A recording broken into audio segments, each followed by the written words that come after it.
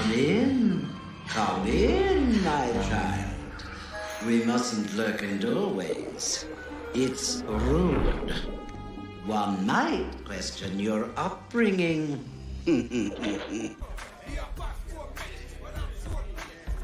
Hi there. How you sleeping? Good? Gentlemen, listen up, y'all. Here's the new plan. You're gonna start a riot, and we're gonna walk out the front door. Hey, man. I know guys on crack that makes more sense than you. Really? Then let me put it to you this way, cuz.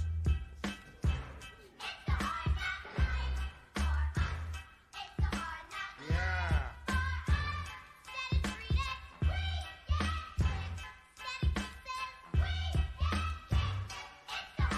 I don't know how to be. No crib on MTV. God only knows. Got my mini-me in the GP. See how it goes. Evil's all that I see. You ask me my name? G to the Rizzo, E to the Bizzo, I to the Lizzo. I'm a crazy. You all knew that. Austin caught me in the first act. It's all backwards. What's with that? So I'll make a prophecy from the dogs to the mini-me. Give me an Escalade or two-way bling-bling on eBay. Domino. Yeah. Stick that in your pipe and smoke it. Uh-huh. It's for all my homies in Bruges.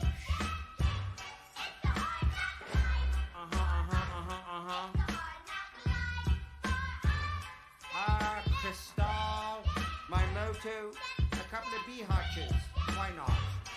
I got a buster move, dropping buster groove, feeling fine. Got an evil crew, gold member to lick my nine. Till then, I'll on my butt, brains out, put on call and splooge in your app. That's all. For shizzle my nizzle, y'all. Yeah. The sound of the cannon. Attention! On the count of 3. 1. So it begins.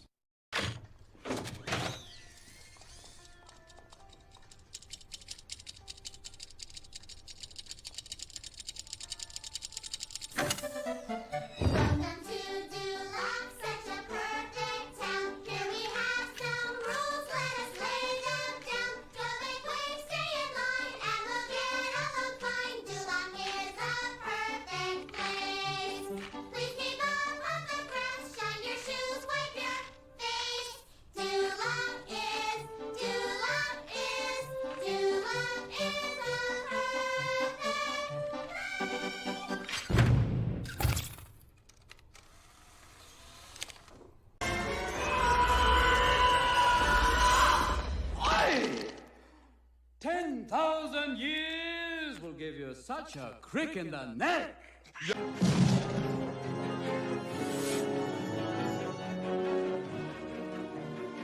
Beetlejuice. Beetlejuice. Beetlejuice. It's showtime.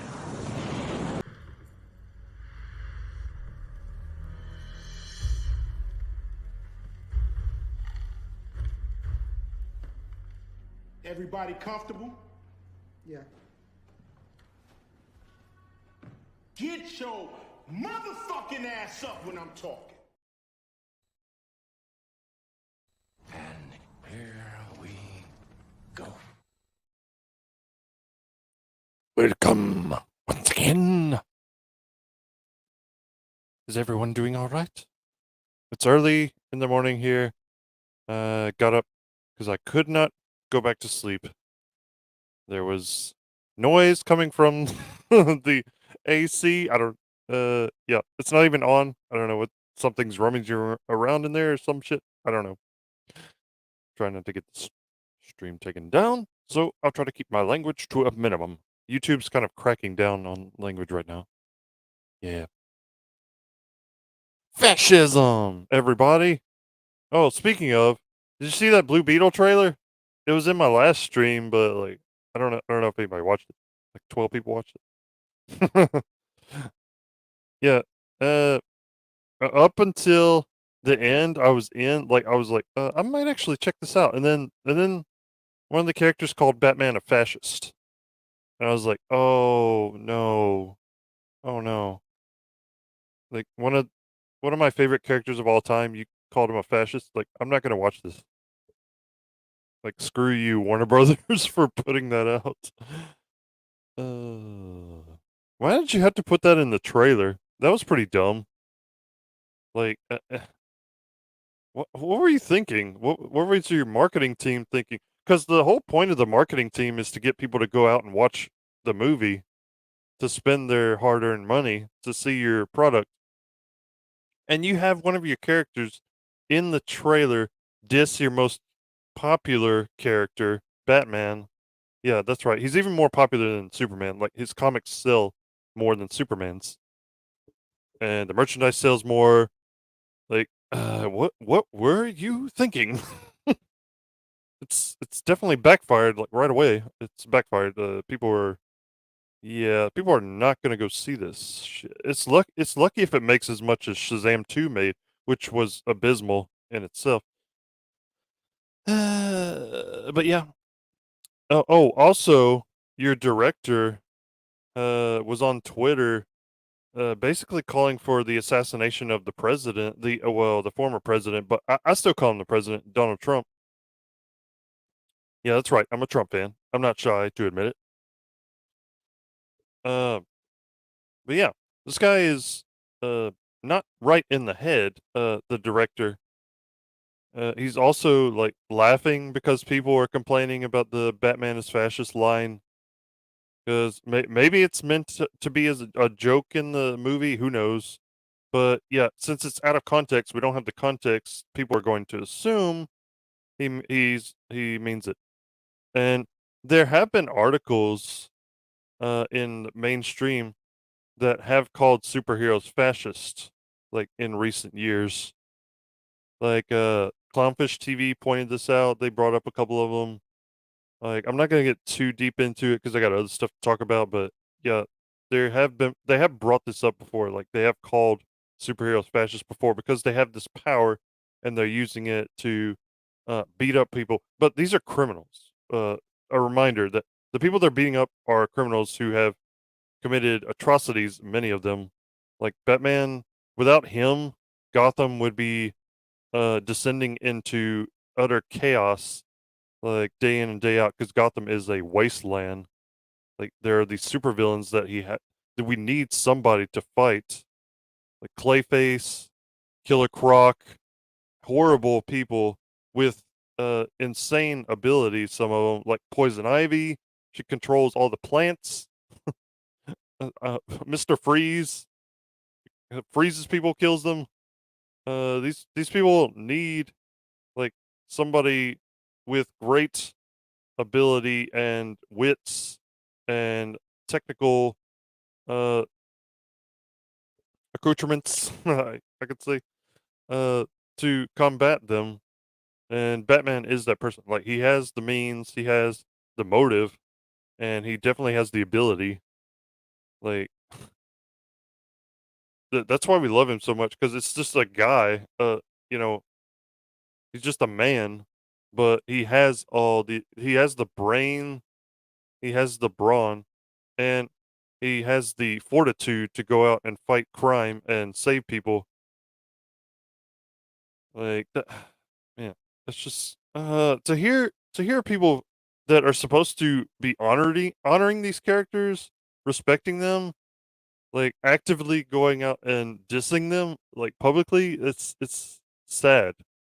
Like, this is why a lot of people like call DC dead company, and it's kind of true. The way their sales have tanked and their movies haven't done well. It's kind of true. It's really sad. But yeah, you can look up that tweet if you don't believe me. The director deleted. He's since deleted about he compared Trump and Abraham Lincoln, and yeah, that's basically what he said. Like, the only thing I want to happen is what happened at the end of the theater, the theater show that Lincoln went to, that you know about. Yeah. So What kind kind of shit is that? Yeah, why would you why would you let your director go out and say shit like this? And then make fun of the fans. It's like the stuff that happened with Pablo Hidalgo after season 2 of Mandalorian finale dropped, and like he was making fun of Star Wars theories, crying at seeing Luke being a badass, you know. 'Cause we had seen Luke be disrespected by Disney up until then. So it was nice to see him back to true form, you know, as a Jedi Master, actually taking things into his own hands instead of being a little bitch and sitting on a rock and dying. Yeah, I mean, it was something nice to see him come back and save the day. So I can understand people crying to see that. Like it was cool, and I got emotional. I didn't cry, but I got emotional. Like that was it was pretty neat. The music and everything built up. But yeah, Pablo Hidalgo, you know, well, you may not know, this guy has been in uh, an employee of Lucasfilm for a while. He's been the guy writing all the visual dictionaries, which I collected up until the Disney trilogy. Then I stopped collecting them. I didn't see the need anymore. I mean, I did get a couple of them, but yeah, after they've disrespected these characters for so long and the fans, I just stopped giving them money. Like you got to respect your customer base, or they will reject what you put out. Like you're starting to see that with all media.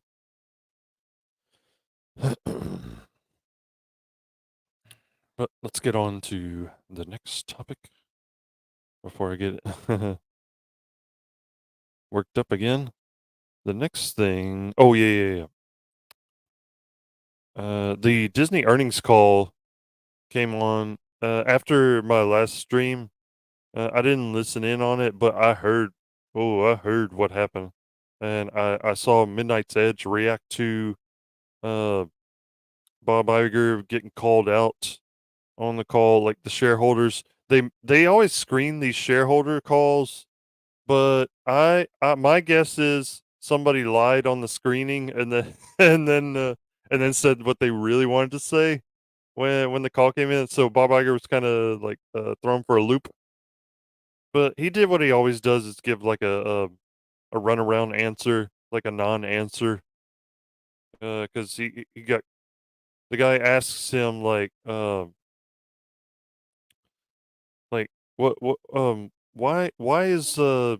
why has Disney become so political, basically? Like why are you taking a stance on why are you taking a stance on this LGBTQ stuff? Like why are you going so hard on that, you know? It's such a very tiny portion of your fan base. Why are you focusing on them so much? And let me see if I can Disney earning. I wonder if they've shadow banned it or whatever. Did he? I wonder if I could find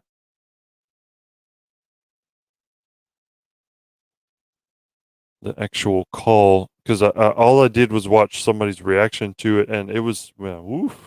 It's pretty spicy. Let's see, Walt Disney Company. Yeah, they don't have it on the Walt Disney Company channel. Oh, you know what? I listened to an earnings call on Benzinga before. I don't know if it's still on there. Let's see, upcoming live streams. Oh, yeah.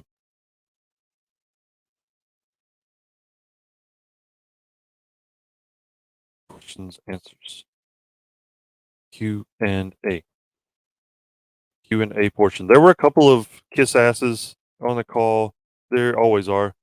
But yeah, there were a couple of guys that took him to task, and that was pretty freaking funny. But as usual, you know, he skirts the questions. I bet I could just Google it. The YouTube, I guess I don't know if they deleted the video or what, because I can't find it.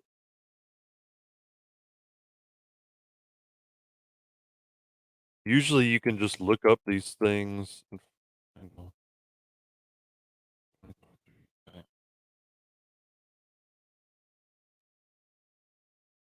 I bet there are articles going into it. Yeah. The Motley Fool site has like a transcript of it. Yeah.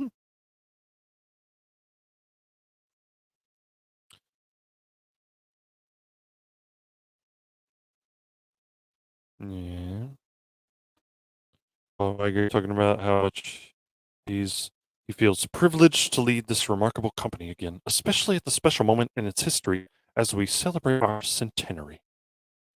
Yeah. Not a great time for their 100th anniversary when everything's going downhill. Yeah. I did watch the portion where he talked about returning creativity to the center of the company. That's basically admitting that creativity has not been there for the last few years, which is true. Increase accountability. That's why you see like Victoria Alonso and Ike Perlmutter get fired. Although Ike Perlmutter, I don't think he was responsible for any of the disasters in recent months. Victoria Alonso, sure. Bob Iger too, though. But yeah, that's another story. And ensure the quality of our content and experiences. Yeah, sure. I've always believed that the best way to spur great creativity is to make sure that people who are managing the creative processes feel empowered. Therefore, our new structure is aimed at returning greater authority to our creative leaders and making them accountable for how their content performs financially. Our former structure severed that link, and it must be restored. Moving forward, our creative teams will determine what content we're making, how it is distributed and monetized, and how it gets marketed. So maybe in that regard, they'll be trying to improve. $5.5 billion of cost savings across the company. That's crazy. See, that tells you right there they haven't been making money. $4 billion they spent on Lucasfilm. $4 billion they spent on Marvel. What have they gotten back for that? Because they've spent so much on making the movies, on making these parks, redoing the parks. Like they just tore down Splash Mountain and they're rebuilding to make Princess and the Frog ride, things like that. Epcot, he announced Epcot is getting a rebrand. Other things, we'll be reducing our workforce by approximately 7,000 jobs. While this is necessary to address the challenges we're facing today, I don't make this decision lightly. Yeah, he announced that they'll be employing 13,000 people. So was it 13?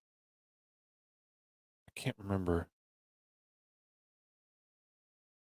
I think that's what it was, something like that. So you're only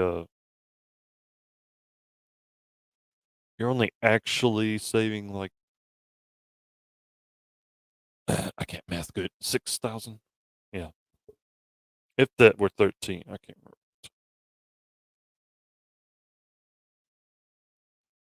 After laying off that many people, like they're not, they're not even saving that many jobs. Avatar: The Way of Water. He talks about that earning $2.2 billion at the box office. That was made by Fox, though, wasn't it? And just distributed by Disney. Like well, I don't know. Fox is a division of Disney now, so I don't know how that works. Like they have a Pandora world at Disney World.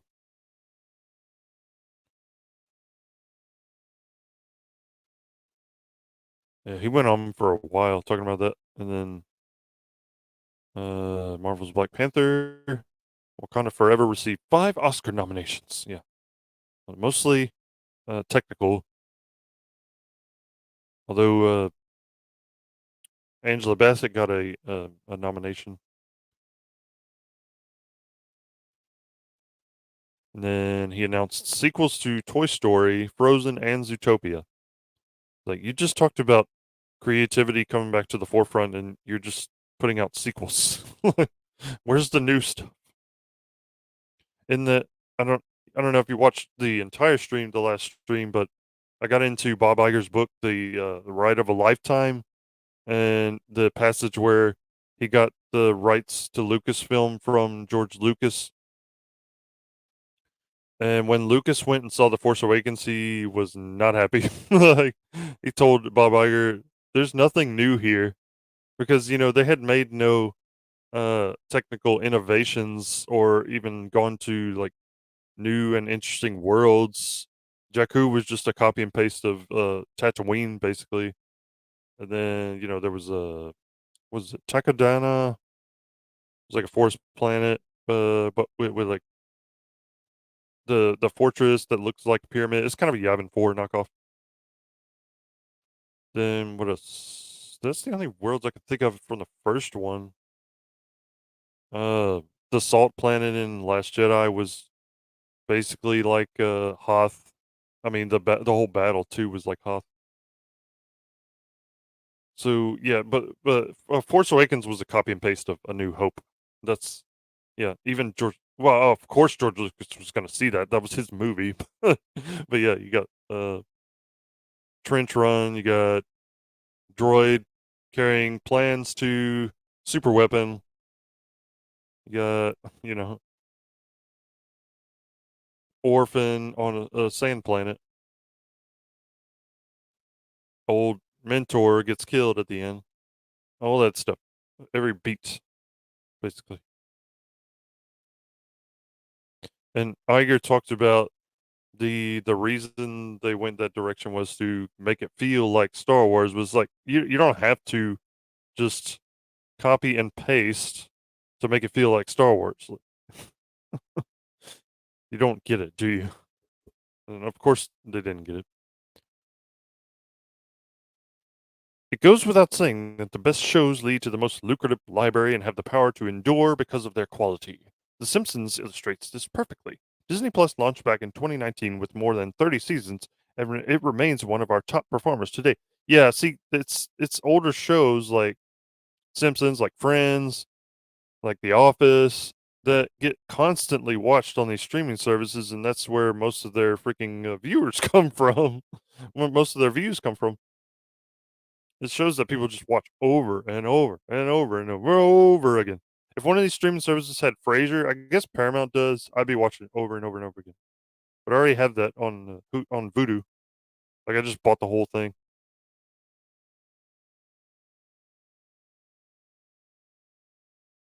One news network, the power of ESPN brand, also continues to deliver for us.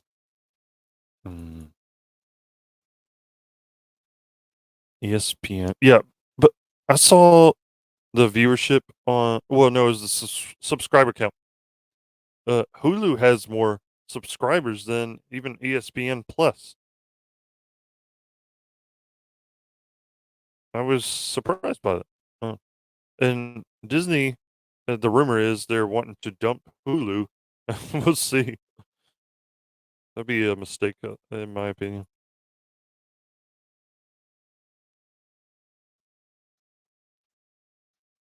And finally, on the topic of secession, the board recently established a dedicated secession planning committee. The committee is chaired by Mark Parker, who will become chairman of the Walt Disney Company's board following our annual meeting. I'm excited to work with him in his new capacity, and I'm grateful to our outboarding board chairman, Susan Arnold, for her 15 years of tremendous service. Obviously, there's a lot going on, but as I said before, I am truly excited to be back and to lead this great company through this necessary transformation.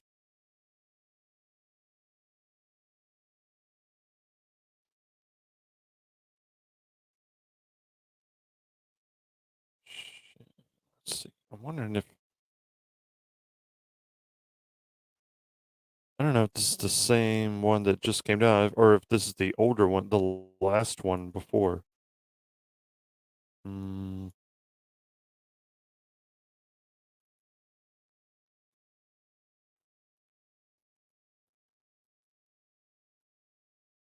It was someone from New York who brought up the whole the bill and their stance on the bill, the parental rights and education bill. and then the drag shows and all that.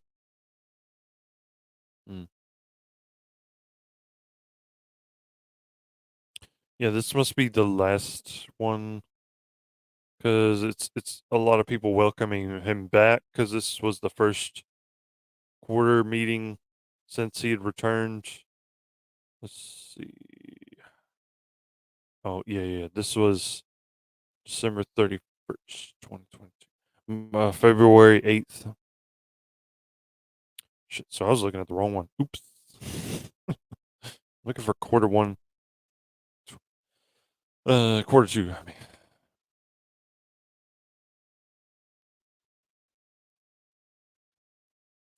Wall Street Horizon.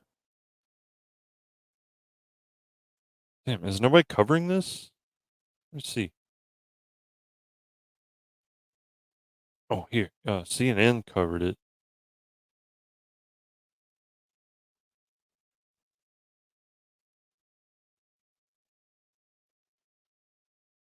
Yeah, Iger called Florida actions against Disney World anti-business, and then I heard him say anti-Florida at one point.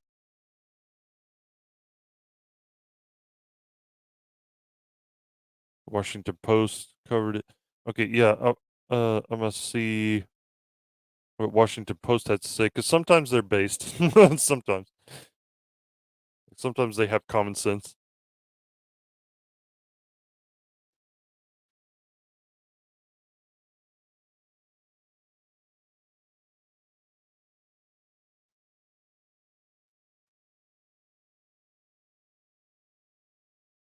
As DeSantis seeks Disney probe, Iger accuses him of anti-business stance.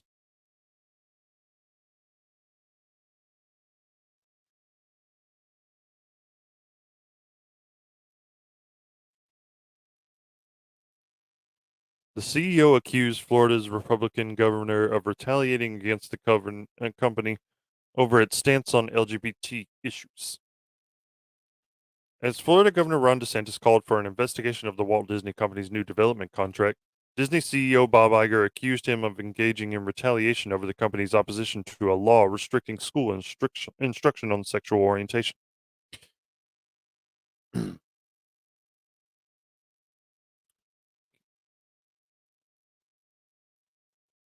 Disney never should have gotten into this.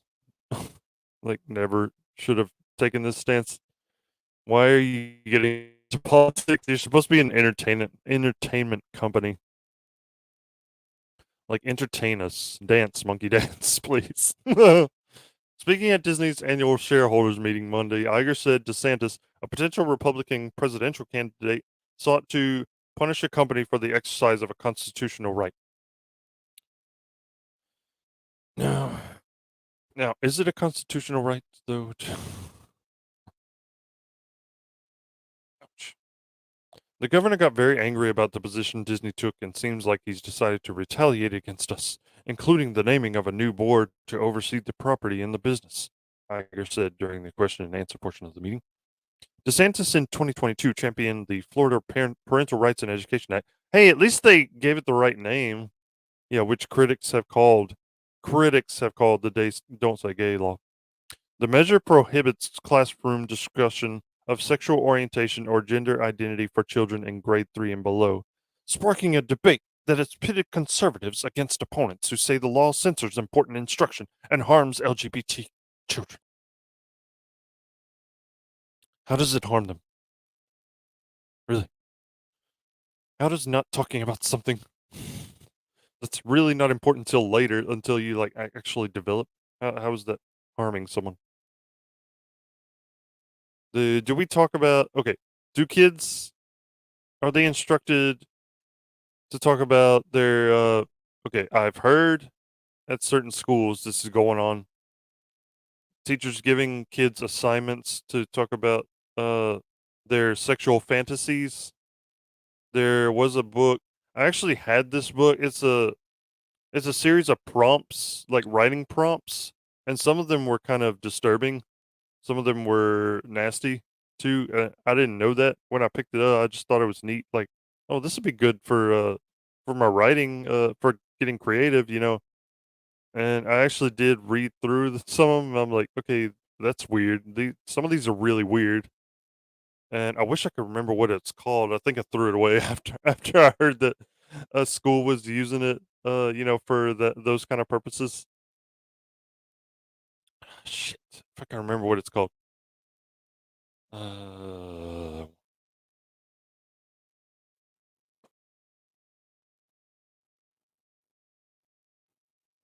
oh well, you could probably look it up. But yeah, it was along those lines. Like the teacher's prompt would be like some kind of sexual encounter that the student finds themselves in. Like, what would you do? Like that kind of thing. Or if you found yourself in this situation, this sexual situation, what would you do? Some very strange, very deranged things. It's the why conservatives call them groomers, because it seems like they want to overemphasize sexuality in the classroom when that's not what you're supposed to be doing. Like you're supposed to be teaching reading, writing, and arithmetic. The basics. And biology doesn't come until later. Like I don't think it was even touched on until like fifth grade at least. And then we got more into it in like seventh grade. My memory's kind of fuzzy, but yeah, we don't learn that until we start developing. At least we're not supposed to. But they want to emphasize this stuff with the younger and younger kids, because they want them, exploring, quote unquote, their sexuality, their gender orientation, or whatever. It's very weird, very sick, and that's why this bill was important.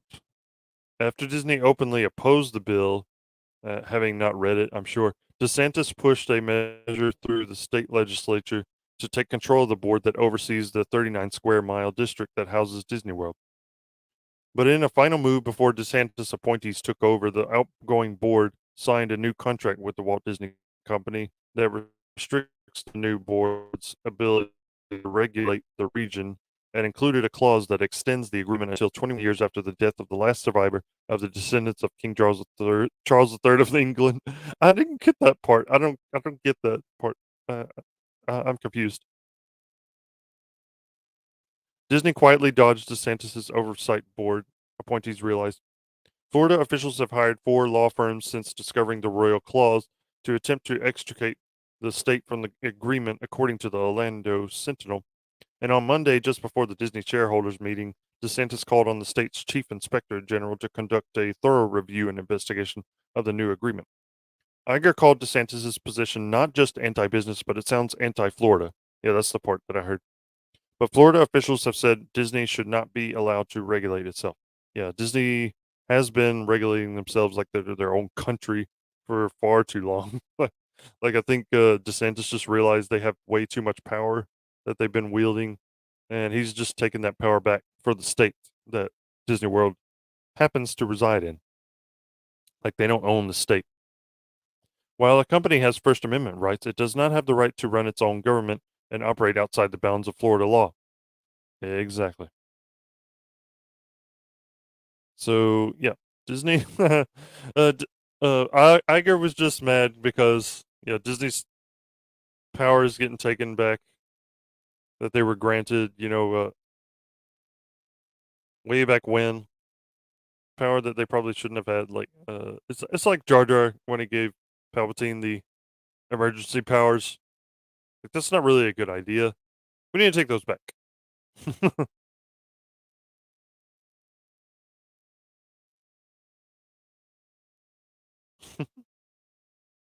But yeah, it was funny to hear shareholders actually take him to task, even though he does dodge the questions. It happened when Gina Carano was fired. Somebody actually came on and asked, like, why was this allowed to happen? Like, is there a double standard there? Like, are you favoring one party over another when you should be just entertaining people? And Chapek, the former CEO, Chapek, he just said, Disney is not a political company. Like, we're an apolitical company. It's like, no, you clearly are not. You're taking stances on, these bills. You're favoring one party over another. You saw that in real time when Carano posted. She just posted something on Instagram that it was like a meme, but it's a serious meme about what went on in Germany in the 40s, where they pitted one side of the population against another, and then chaos ensued, and they were allowed to take power. You kind of see that happening today. There is a correlation there, like there is a comparison. Now, it's not as extreme as it was back then, but you can see how the media tries to divide people, and they're pretty good at it. You saw that in 2020 with the riots, the quote unquote summer of love, and Democratic politicians who tried to say that Trump stoked rebellion on January 6th. They were clearly stoking the flames during 2020, calling for people to fight, fight, fight. There are clips of them saying that fight, fight, fight, and getting people riled up. Like Nick Rekieta uses that clip sometimes in his intros. I don't know if he still does, but like a bunch of Democratic politicians calling on people to fight, like using that word over and over and over again. When Trump instead said, "Please be peaceful," like that was his last tweet before his account got taken down. But yeah, all this stuff is coming to light, and the truth will out, as they say. Like, but yeah, bullshitters gonna bullshit, and but they always get found out eventually. But yeah, enough of that mess. That's what Disney is right now, a freaking mess. Let's go to the Rings of Power. I refuse to call it Lord of the Rings. It's just the Rings of Power.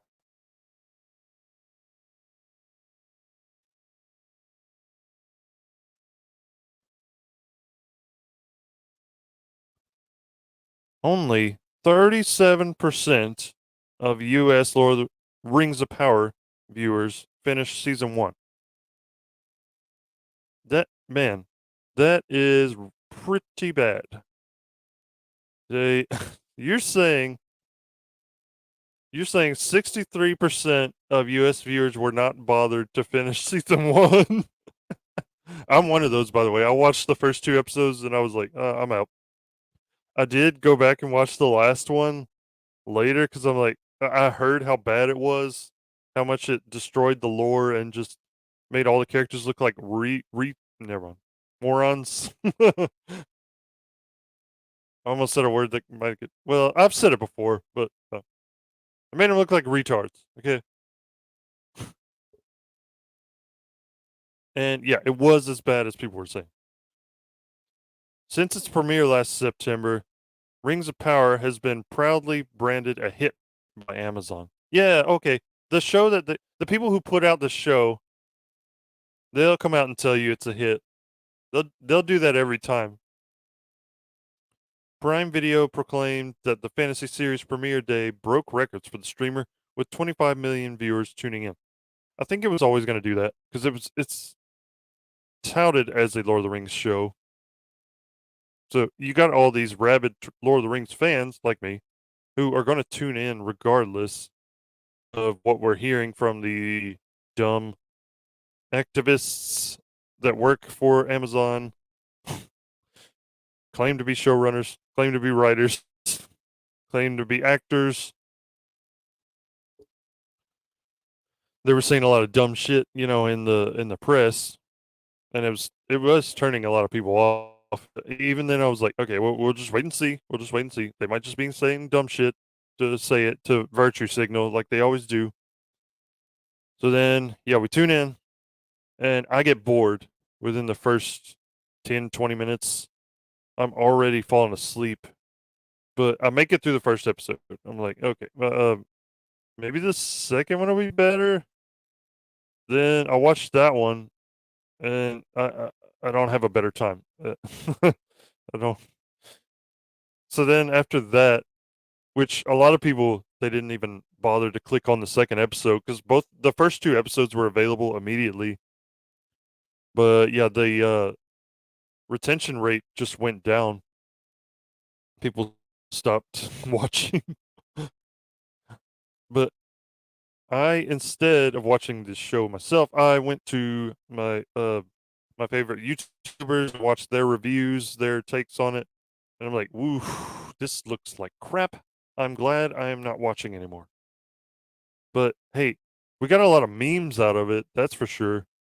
We got a crap ton of memes that, you know, almost as much as the prequels, it seems like at this point. Like, give me the meat and give it to me raw. Yeah, I almost forgot to play that. Meat and give it to me raw.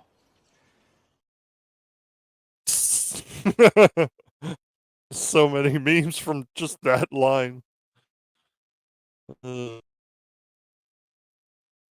So it broke records, according to Prime Video, for the streamer with 25 million viewers tuning in. As of March, Amazon has been calling it their biggest show ever, with over 100 million people worldwide having watched the series. This was always going to be their biggest show. It is, well, in name only, it's Lord of the Rings, but to many people, it's Lord of the Rings. But streaming ratings are always nebulous, and a new report is calling the show's success into question. Yes. When the numbers actually fucking come out finally. Seeing that with Mando now, that there's a big drop off.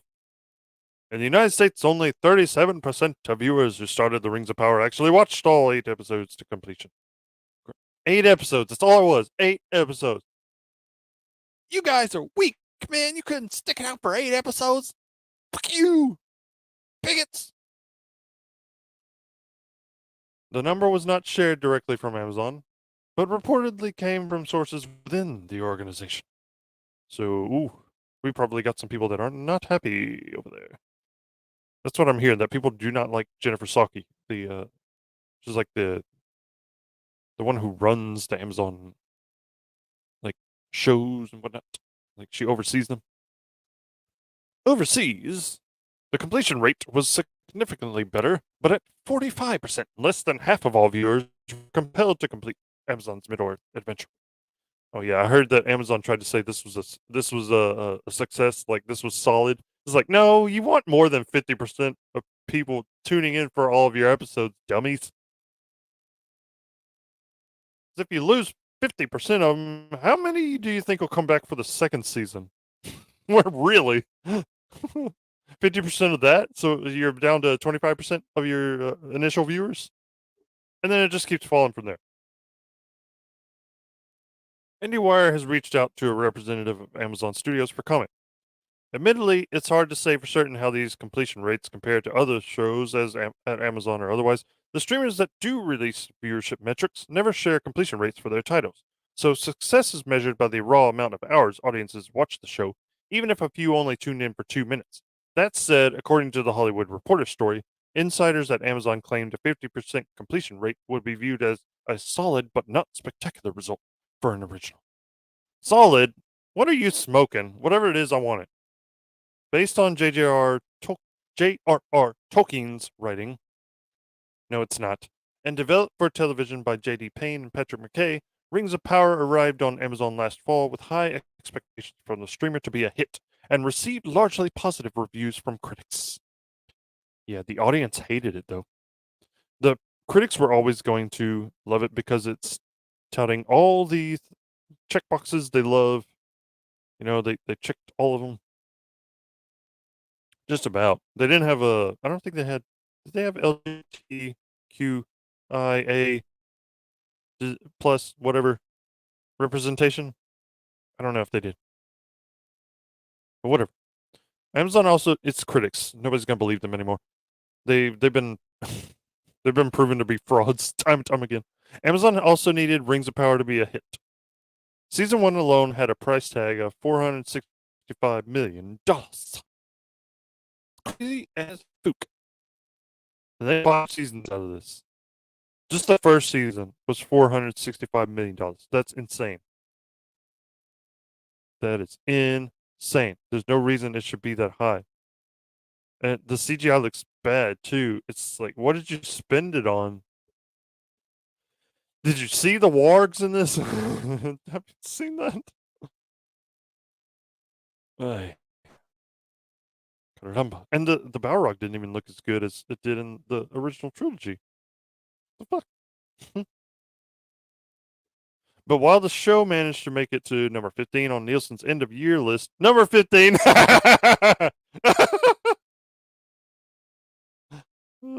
It also had a slightly muted reaction from audiences. Muted, right. Unless you watched YouTube videos. It wasn't muted. They were ripping the shit out of it. On social media, it was completely overshadowed by House of the Dragon. Yes, House of the Dragon had a bigger viewership. And more love because it actually respected the characters and it actually like followed the story. And it wasn't dog shit either. Like it actually made sense. Had good character arcs. Man. Yep. What did Rings of Power have? Some dirty hobo hobbits who leave their people behind. They're insane.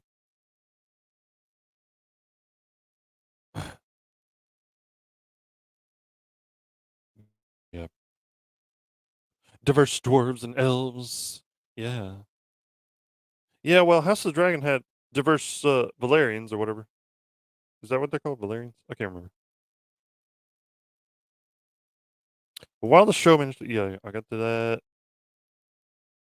It was also ignored by award bodies. I saw that. That was funny as hell. House of the Dragon managed a Golden Globe win for Best Drama Series. The revelation of Rings of Power's completion rate comes as part of a broader story from The Hollywood Reporter about Amazon Studios' struggle to produce a breakout defining hit for the video streamer.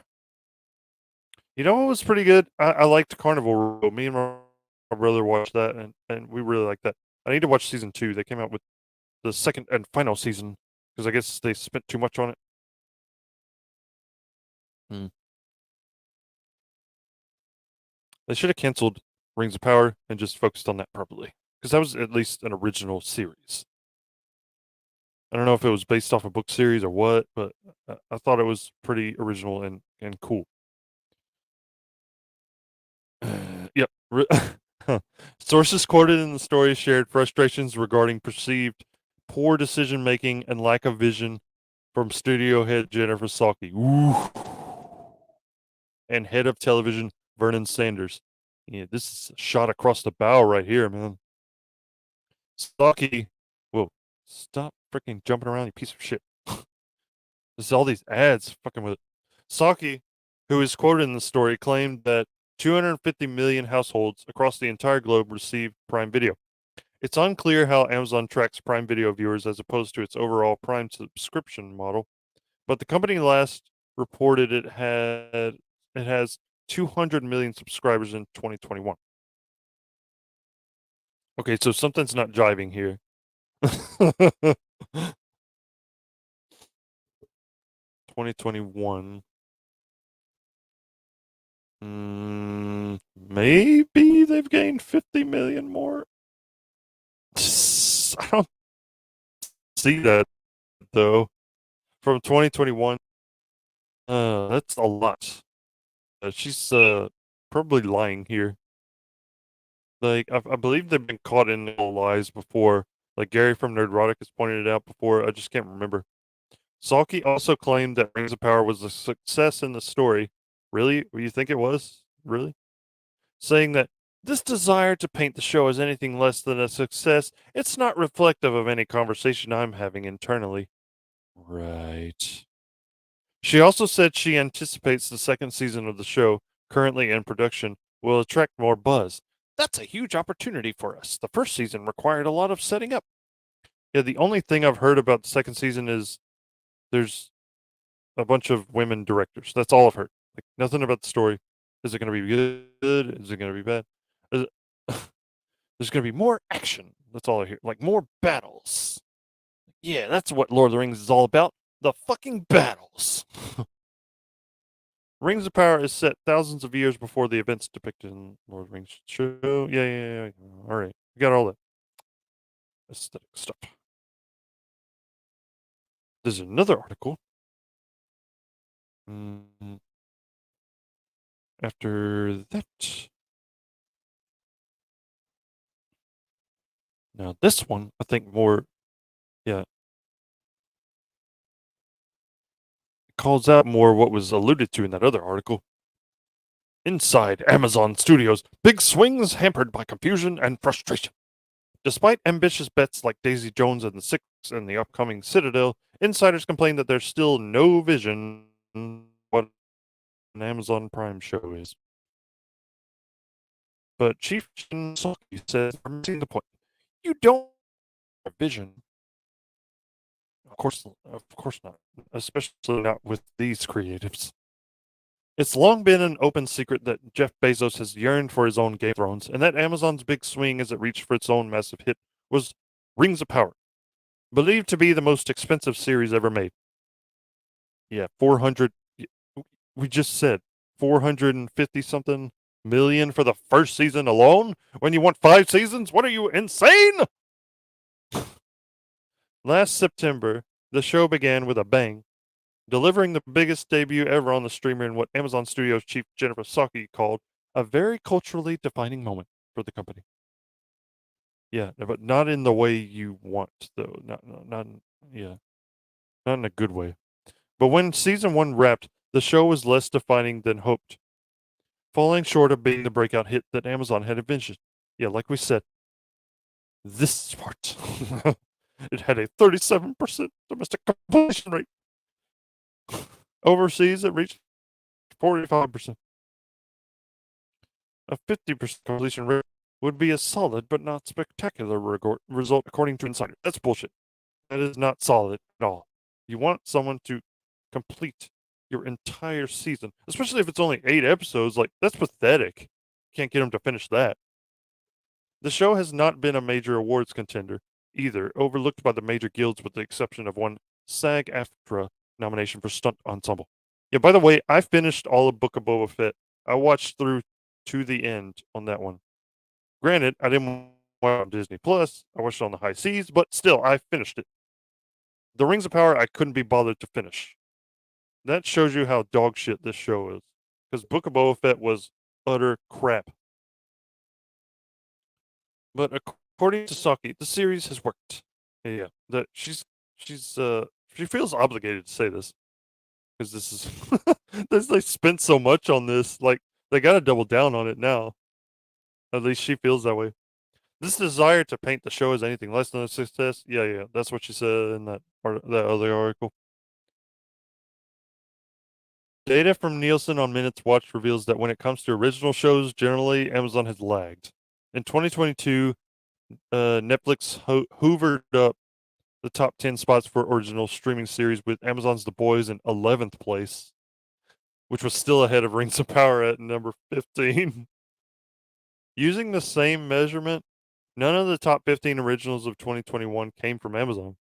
Netflix again took all the slots except for Hulu's The Handmaid's Tale in 10th place, Apple's Ted Lasso at 12, and Disney Plus's WandaVision in the 14th spot. Damn, even that was down there.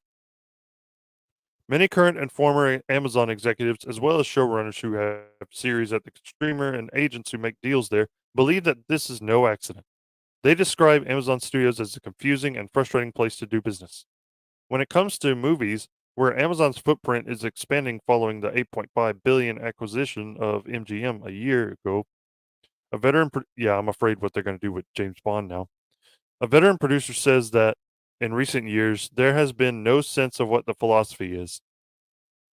On the series side, numerous sources say they cannot discern what kind of material Saki and head of television Vernon Sanders want to make.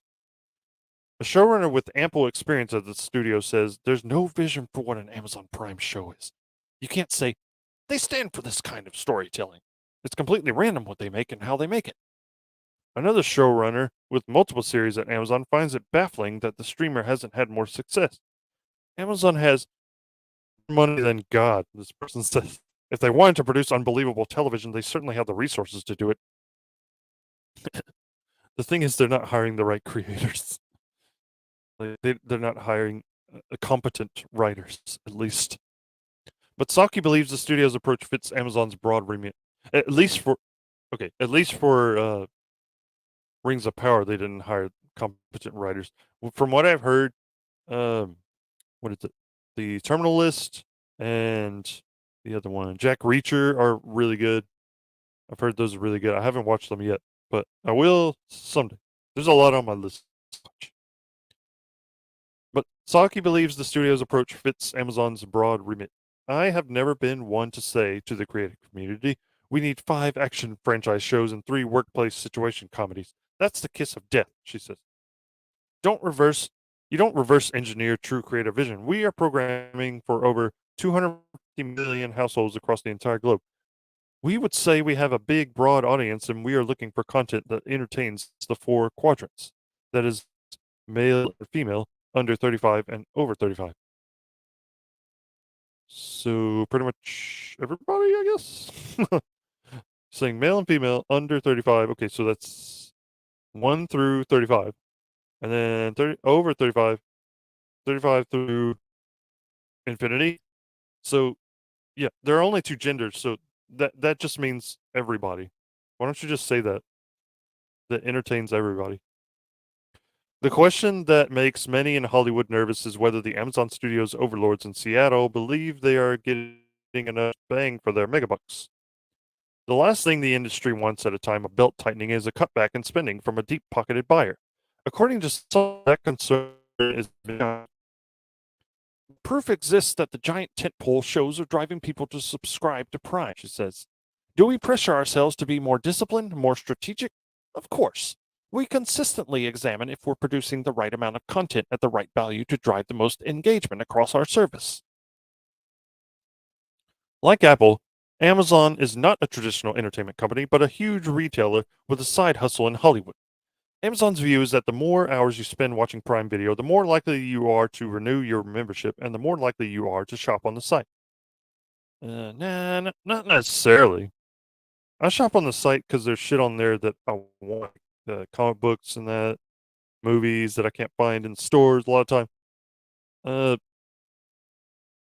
Yeah, I shop on there regardless. Like, your Prime Video, it has no sway over whether I'm gonna shop on there or not. I don't even.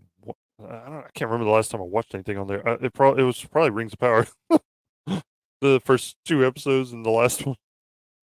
As Amazon, like Netflix, pursues overseas growth in the wake of saturation in the U.S., Saki notes that in some countries like South Africa and Argentina, Amazon's programming is the tip of the spear entering the territory before retail sales or fast free shipping is even available.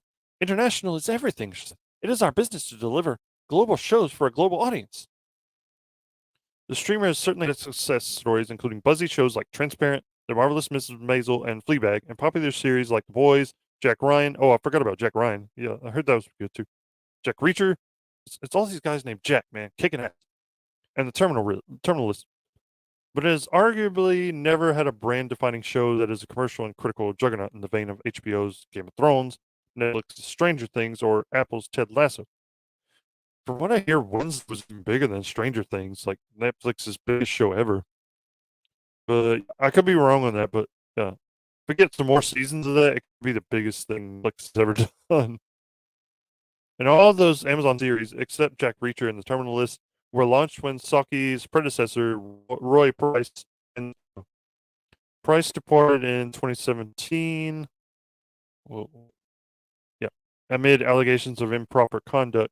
Yeah, that was bullshit. You can watch other videos on that. Saki took over in 2018. One of Saki's first greenlights was Daisy Jones and Six, based on the Taylor Jenkins Reid novel and co-produced by Reese Witherspoon's Hello Sunshine. Lauren Neustadler president of film at Hello Sunshine, says she and Witherspoon had lunch with Saki just as she was starting at Amazon. She was really clear and articulate in her vision for what she wanted to do with the job, Neustadter said. Reese and I both said Daisy is all the things she was talking about. The book, the fashion, we had big dreams for this. Amazon put more than 140 million in production, in part due to high code protocol costs. The show dropped March 3rd with solid numbers and eventually topped Parrot Analytics' weekly engagement chart. The 2-year-old novel popped back onto Amazon's bestseller list, and the retailer is able to sell tie-in merchandise. Aurora, an album featuring songs from the fictional band, is climbing the Billboard charts. Okay, you guys, you're going off on tangents here. Now, like this article cannot focus. Citadel, it's Russo brothers. International foreign language versions. Came up with a global spy show where you would have a mothership U.S. language show alongside foreign language versions in other countries. Okay. Amazon is committed to 3 seasons of 3 versions of the show. All right. Yeah, Amazon is just, like I said, all over the place. Peripheral. Westworld was HBO. Yeah. All that.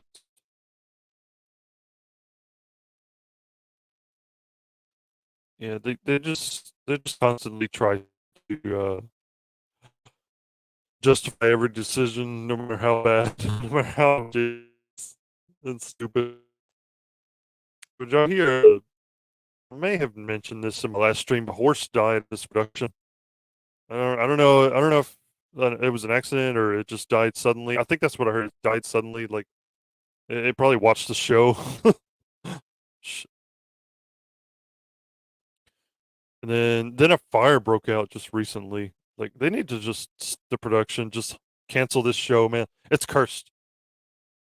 This is a sign from either that or it's haunting the production. He's pissed off. He's trying everything to stop it. Man, whew. All right. I'm done. Well, I'm not done, but I'm done with Rings of Power.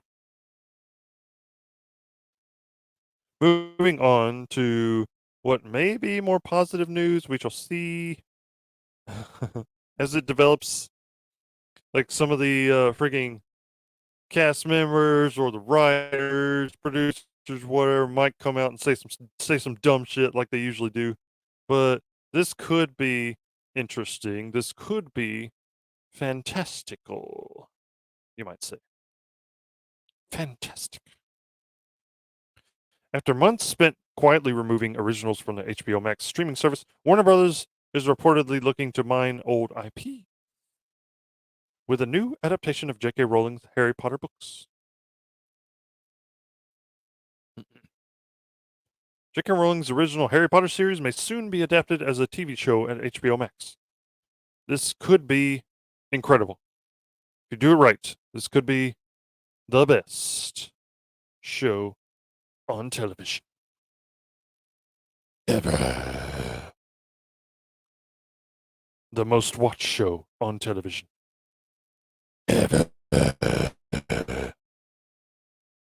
Give me the meat and give it to me raw.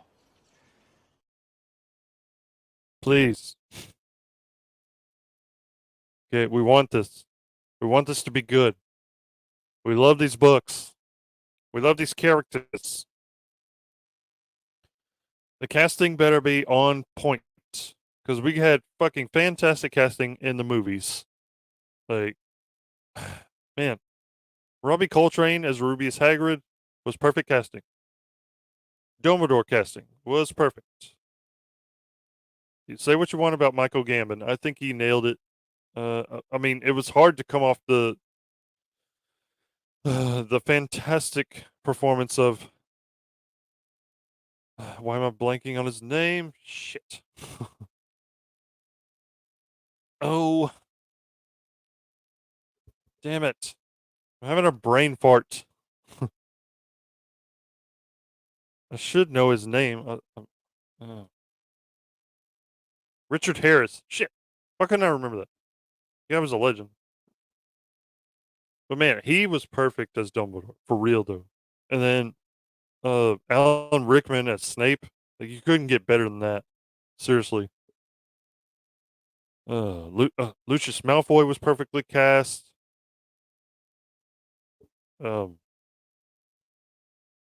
McGonagall, all the veteran actors that were in this were perfect for the roles that they played. Hell, stupid ads. Oh, ah,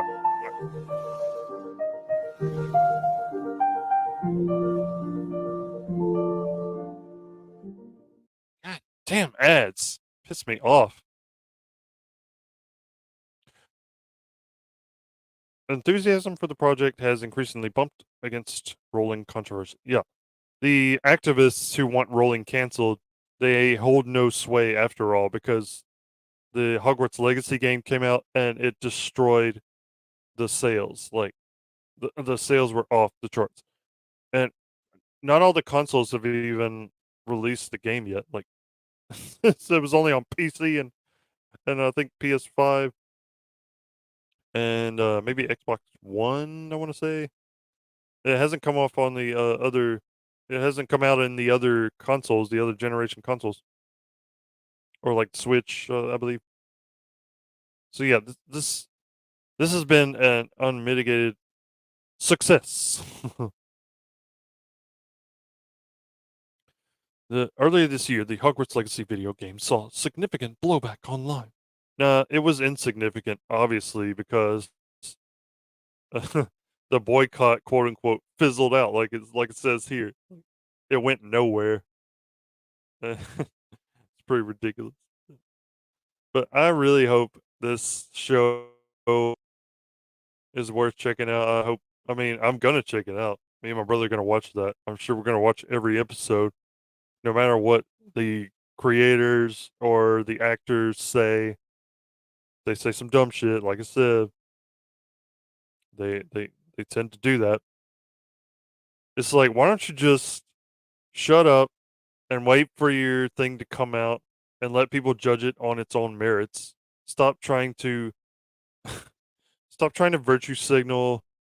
Stop trying to tell people what to think, how to feel about things. Just let them experience it. Do like Tom Cruise does with his movies. He just drops them. Like he came out and thanked the fans when Top Gun Maverick came out. There was a little video at the beginning of the movie of him thanking the fans for coming out because it was during COVID, the lockdown shit, and he was like, we understand these are difficult times, and we thank you for coming to spend your hard-earned money on our movie. Like that's all you got to do. That's all you got to do. Make something good, put it out, and thank people for turning out to it. But instead, we got directors attacking fans for not liking things. It's and we got writers trying to like attack the fans like intentionally. In She-Hulk, we saw that, and yeah, and disrespecting characters, dissing characters like they said Batman's a fascist. Like yeah, fuck you for saying that. I don't care if it's a joke. We don't take these things lightly. These are our fandoms. We've been in them for our entire lives. You came in them to disrupt and like take over, and we're taking them back. Like we don't own the IPs, but we sure as hell love them with a passion that you fucking fleas will never understand. That's my diatribe. I'm done. Yeah. I'll just take us out with a little light-heartedness, a little levity. How about we sing Kyle's mom is a stupid bitch in D minor? I told you not to call my mom a bitch, Cartman. Well, Kyle's mom's a bitch, she's a big fat bitch, she's the biggest bitch in the whole wide world, she's a stupid bitch, if there ever was a bitch, she's a bitch to all the boys and girls. Shut up, Cartman! It's a Hinky. Monday she's a bitch, on Tuesday she's a bitch, and Wednesday to Saturday she's a bitch. Then on Sunday, just to be different, she's a super king, and may I be yacht. Golly, that isn't very nice. I'd sure like to teach him a lesson. Have you ever met my friend Cosmo? She's the biggest bitch in the whole wide world. She's a mean old bitch, and she has stupid hair. She's a big, big, big, big, big, big, big,